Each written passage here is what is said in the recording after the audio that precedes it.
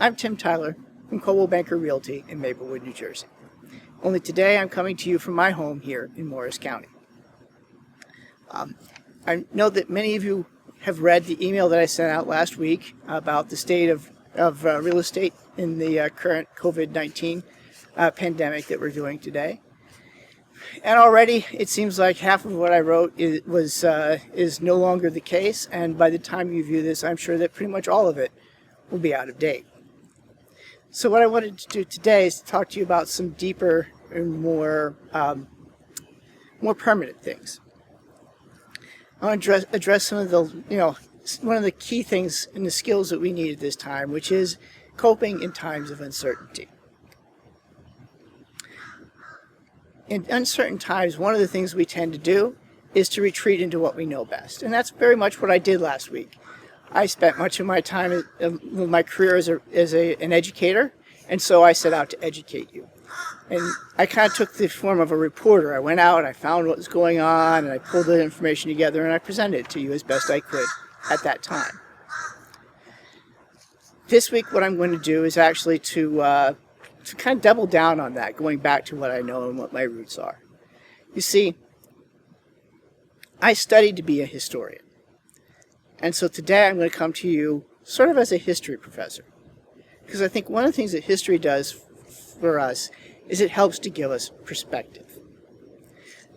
I know everyone here seems to feel like this is something that's never happened before, that we're going through something entirely new and different.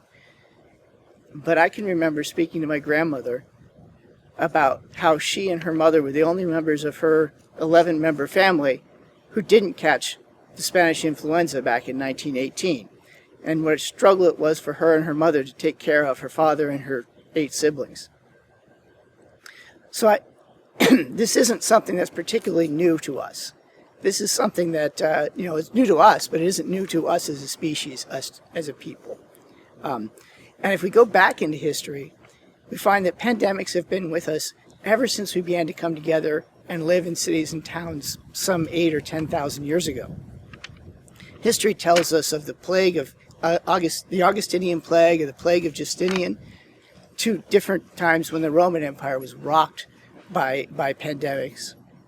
And of course, we all know of the Black Death that caused the death of, according to one of my sources, 1/3 of humanity from the southern tip of India to Greenland.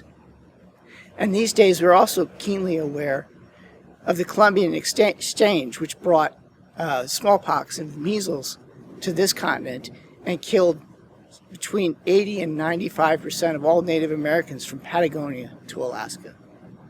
Folks, what we're going through today is nowhere near what those horrible pandemics did in the past.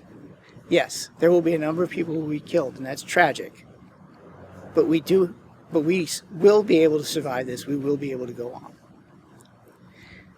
Going through this week, there's a couple of books that I keep turning back to. I've been dipping into off and on through the weeks, and they're books that had big impact on me.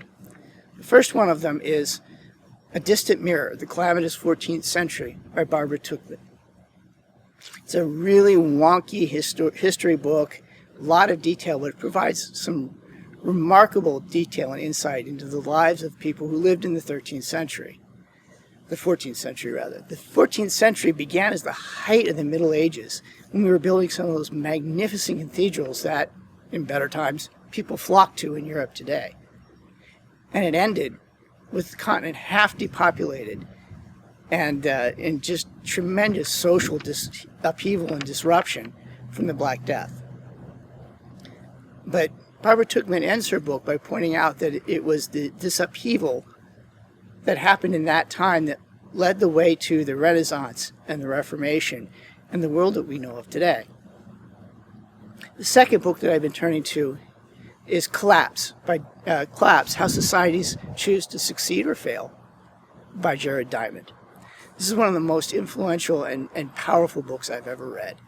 And his book is, again, very wonky, very detailed, great for historians and people who love science to go through. And if that's you, I do recommend you read it.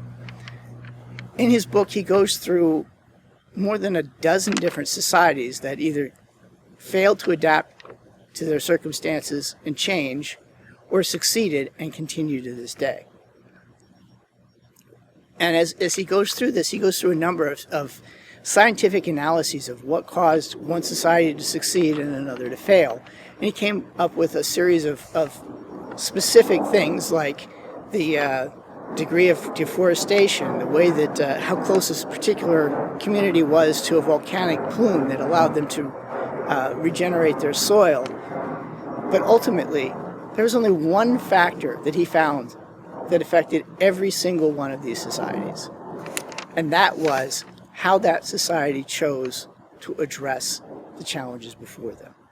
And that, to me, is a really positive message. It says that we really are in control of whether we succeed at this or not. We're not powerless in our response to COVID-19, as well as all the other problems that we face, and that will allow us to survive and thrive.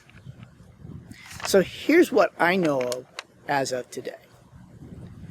I am here and I will be here to answer your questions about real estate, and I will be here when things change and when we will be able to see and show houses, and there'll be houses for you to see and show and to look at, or to put your house on the market to see and be shown again. In the meantime, stay well, be strong. Thank you.